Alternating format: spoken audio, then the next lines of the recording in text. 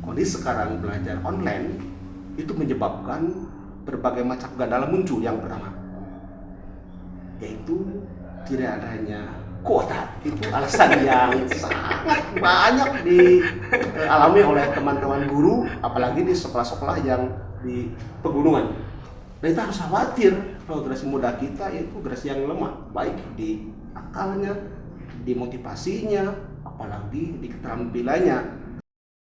Assalamualaikum warahmatullahi wabarakatuh. Waalaikumsalam warahmatullahi wabarakatuh. Sahabat-sahabat KPT, jujur harus kita akui, kondisi di tengah-tengah masyarakat kita saat ini sedang mengalami krisis, terutama di dunia pendidikan.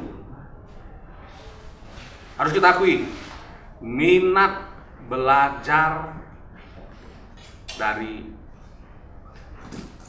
siswa itu sangat rendah sekali.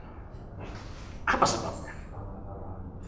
Bagaimana cara atau kiat merubah krisis tersebut agar menjadi sesuatu yang wow? Belajar seakan tidak lagi asik. Lebih asik main game daripada belajar.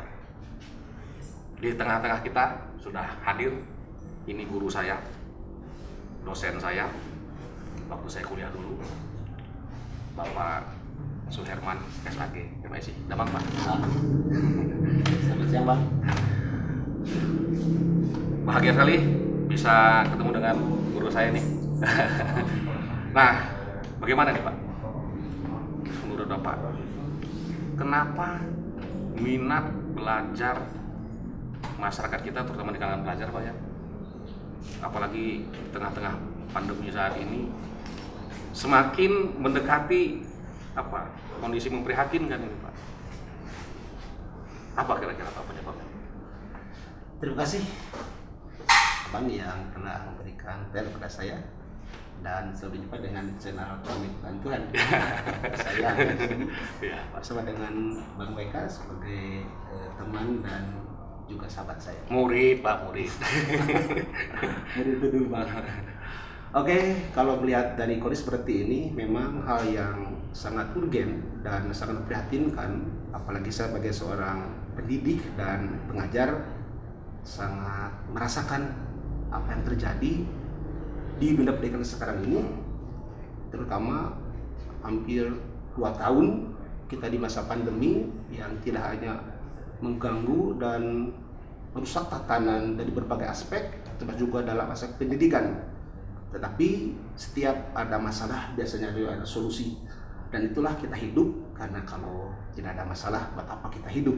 Saat itu maka mudah-mudahan dengan perjumpaan kita hari ini sedikit kita berikan solusi terhadap minat belajar siswa yang rendah, juga bagaimana kiat-kiat kita membangkitkan minat mereka supaya kembali menjadi generasi yang mau belajar dan mau mendekatkan diri. Kenapa? Karena kalau kita mati, abang mati, dan yang sudah tua-tua mati, siapa yang akan menggantikan kehidupan mereka?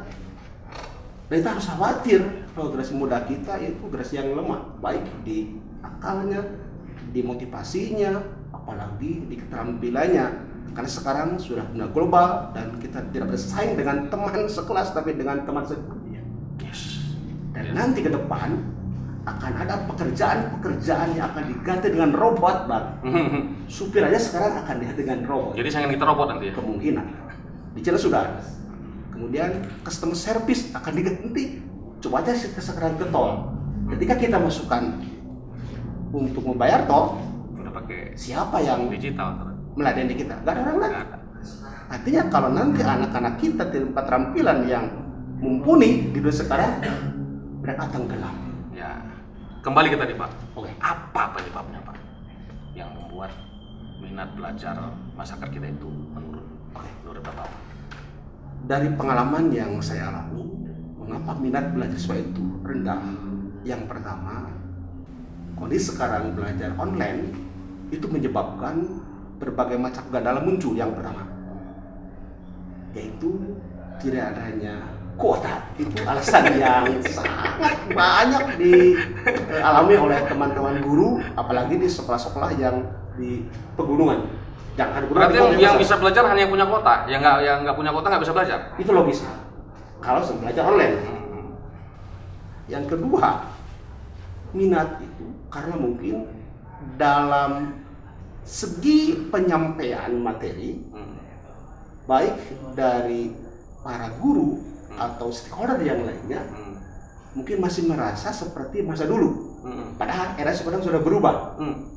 Gimana? Artinya begini. Andai kata misalkan cara mengajar online sama dengan mengajar tatap muka akan beda. Kenapa? Karena yang dihadapinya adalah anak yang tidak ada di depan kita. Oleh sebab itu maka perlu strategi yang bagaimana supaya anak itu tertarik dengan belajar kita. Nah, itu diantaranya. Jadi upaya yang harus penjawabnya, kita jangan dulu penjawabnya, tapi bagaimana kita melihat dulu kode seperti itu supaya nanti kita akan inilah penjawab utama. Secara tadi di awal bahwa memang yang paling mudah jadi alasan siswa kenapa tidak bisa belajar karena kuota gak ada sinyal. Itu alasannya kita tidak bisa apa-apa. Ya kan pemerintah melakukan kebijakan berikan kuota tiap bulan dari Kemendikbud untuk para siswa. Itu solusi yang sifatnya yang sementara lah. Formal ya? Iya. Apa namanya istilahnya? Formalitas bukan itu? Ya pragmatis lah. Pragmatis. Artinya ya seperti itu yang mungkin yang bisa sementara oleh pemerintah. Terus setelah diberi kuota apa meningkat? Alhamdulillah sebagian. Artinya ketika kuotanya ada, sinyalnya nggak ada. Karena mungkin dikasihnya misalkan yang dari provider yang mana, sementara di mereka yang aktif itu kan provider yang mana itu kan bisa seperti itu. Jadi kendala seperti itu. Akhirnya ya solusinya maka ada dua alternatif yang pernah saya lakukan, bisa dengan cara online dan offline. Artinya materi yang kita sampaikan bisa dibuka secara online atau hanya dengan chat saja, misalkan kita gunakan WA. Itu kan solusi yang paling mudah untuk sekarang. Lalu nanti kita akan kupas kira-kira apa alternatif untuk meningkatkan tersebut yang pernah saya lakukan. Itu pada sementara. Yang udah Bapak lakukan apa? Nah, oke. Setelah saya teliti, ternyata ketika saya coba dengan ulangan biasa seperti tatap muka, bagikan dulu kan ketika ulangan kita kasih soal di lembar soal, kemudian diisi jawaban, diisi tes itu dari tatap muka. Kalau sekarang kan nggak mungkin. Jadi saya gunakan misalkan dengan cara online, dengan cara kuisis. Nah, kuisis itu salah satu aplikasi yang ada di online yang seperti game. Dan bisa diakses kalau belajar, cuma kendalanya memang harus online gitu. Karena memang kenyataannya lebih asik main game, Pak. Ya makanya saya coba materi saya coba di game kan. Gitu. Bisa nggak pembelajaran itu dibuat seperti game gitu, Pak? Sangat bisa. Bisa ya? Sangat bisa. Bergantung dari kreativitas dan inovasi. Contohnya gimana, Pak? Contoh di kuis saja. Di kuis saja. Saya coba dengan kuisis. Waktu saya coba itu 30 menit. 30 menit untuk misalkan 10 soal. Saya coba materi saya 30 menit untuk 1 soal. Setelah selesai dari satu kelas itu, hampir semua bisa masuk, yang ada kuotanya bisa masuk semuanya. Ternyata setelah 30 menit mereka minta lagi. Pak, tambah lagi dong. Ketagihan. Nah, itu sampai 3 kali, padahal itu di luar jam. Artinya mereka tidak apa-apa. Di luar jam jadwal pembelajaran ya? Bisa digunakan di sore hari, sebetulnya permintaan aja. Jadi untuk sekarang itu tidak mengenal waktu, Bang. Saya itu ngajar kadang-kadang setelah Isya. Iya. Karena mereka kuatnya chatnya adanya di waktu setelah malam. Jadi mending dibuat jangan terikat oleh ruang dan waktu ya? Iyalah, jelas sekarang. Kan sekarang belajar online itu di mana saja, kapan saja, dengan siapa Karena saja. ketika kita diatur waktu kadang-kadang bikin bete juga sih, Pak. Jelas. Jam 8 sampai jam sekian, memang bete juga gitu. Oke, salah satu mengapa minat itu kurang karena dalam manajemen waktunya. Contoh, misalnya kita harus paham bahwa ketika pagi-pagi itu enak mengajar itu. Pagi-pagi enak. Karena masih fresh, kemudian mereka masih tidak perlu banyak beban. Tapi ketika misalnya ngajarnya setelah duhur, seperti sekarang jam segini di anak-anak itu. Kalau kurang guru memberikan materi dan berbagai metode, ya ditinggalkan lah. Nah, apakah materi-materi pembelajaran yang sudah dibuat oleh pemerintah ya, kurikulum ini buat pemerintah Pak ya. Apakah itu memang betul-betul sesuai dengan kebutuhan anak-anak? Saya pikir pemerintah sudah punya tim. Adanya di pusat untuk orang-orang yang bergerak dalam bidang kurikulum. Nah, oleh sebab itu maka pemerintah memberikan satu kurikulum. Kenapa? Memang perlu. Karena dengan kurikulum kita akan diberikan batasan yang supaya nanti kita tidak kemana saja. Kan gak enak juga kan, misalkan ini harusnya di kelas ini kan harus diatur seperti itu. Jadi saya percaya pemerintah sudah memberikan satu panduan yang benar. Nah, tapi pemerintah juga memberikan kebebasan kepada para guru berinovasi. Apalagi sekarang di masa pandemi tidak lagi mengejar target kurikulum Bang. Jadi sekarang guru diminta bahkan diusahakan supaya bisa mencari materi yang esensial. Misal, contoh saya mengajar itu 6 KD satu semester, bayangkan. Ya, 6 kompetensi dasar semester di kelas 11 misalkan. Nah, dari 6 kompetensi dasar tersebut, ya dari waktu pertemuan yang hanya kalau online, kalau dikasih, saya akan ngajar 3 jam, normalnya 3 kali 45. Kalau di online 3 kali 45, satu mapel, berapa giga anak harus keluar gitu. Iya. Per hari. Nanti kan yang berdua pelajaran yang lain. Tetap harus diajarkan kan mata pelajaran. Sementara kan di SMA itu ada sampai 15 mapel per minggu. Gitu.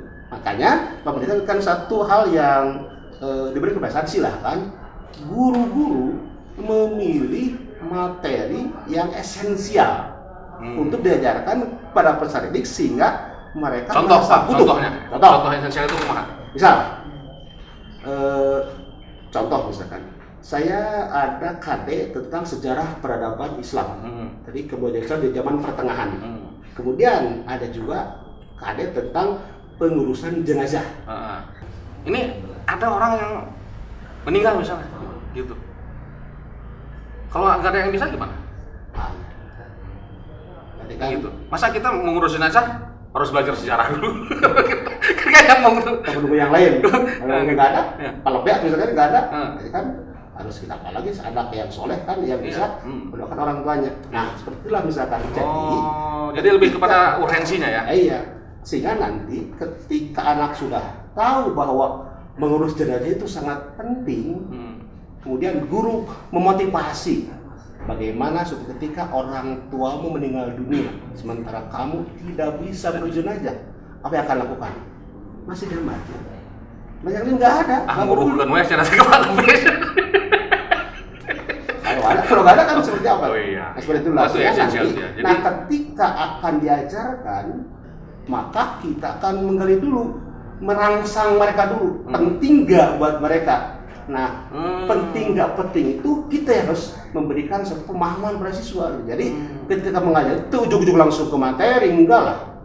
Ada di pendahuluan itu ada. Nah, bagaimana itu siswa membangkitkan sehingga siswa menyadari kalau apa yang dipelajari itu sebenarnya penting.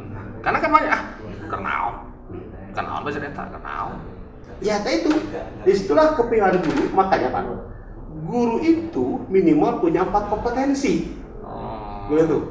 Satu, kompetensi kepribadian. Yang kedua, sosial. Ketiga, pedagogis. 4 adalah profesional. Nah, kepribadian jelaslah guru itu kan tidak emosional, kemudian harus ramah, kemudian tidak pemarah kan. Jadi contoh lah dalam kehidupan pribadinya itu. Yang sosial jelas itu mampu berdiskusi, berkomunikasi, dan yang penting ada pedagogis. Abang kan baru pernah kuliah ya. Jadi bagaimana cara mengajar itu pedagogis ilmunya. Seperti metodenya apa, medianya apa, perencananya apa, plus itu di pedagogis. Jadi tidak semua orang bisa jadi guru yang profesional. Harus tahu dulu cara mengajar. Nah, jadi menurut Bapak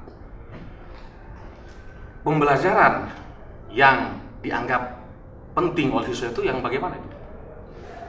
Kita akan lihat kepada siswa, anak-anak.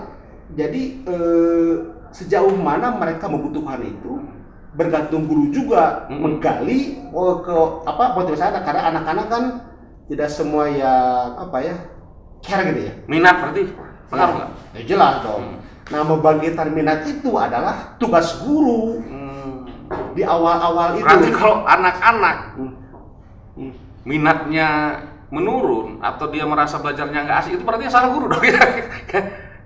Bisa jadi seperti itu. Jadi seperti itu. Mungkin karena kurangnya di awal seperti itu. Bisa aja seperti itu. Karena memang guru itu kan tidak hanya mengajar, di awal itu memotivasi. Nah, bagaimana kiat Bapak membuat pembelajaran itu asik? Oke. Tadi saya sampaikan bahwa guru itu harus punya ilmu pedagogis, ilmu tentang cara mengajar. Nah, di pedagogis itu ada tentang metodologi mengajar, ilmu tentang metode. Nah, kapan kita ceramah, kapan kita praktik, kapan kita diskusi, kapan kita bermain peran dan sebagainya, itulah di pedagogis. Contoh misalkan, kira-kira kalau materinya ini substansi esensial tentang keimanan, apakah perlu ceramah? Bisa? Enggak. Oke. Kenapa? Karena iman itu praktek, Pak. Praktek. Oke. Tapi Rasulullah kan the living Quran. Artinya ketika dia diludahi, contoh ya, diludahi sampai 3 kali, itu kan praktek, Pak. Itu kan nggak ada ilmunya itu. Itu kan adanya ilmu praktek itu. Oke. Nah, artinya bahwa guru yang harus bisa memilih tentang metode itu. Dari bagaimana cara memilih metode supaya menyenangkan. Satu, lihat tujuannya apa. Jelas. Tujuan itu harus jadi patokan. Tujuannya apa? Misalkan siswa mampu mempraktikkan tata cara mengurus jenazah.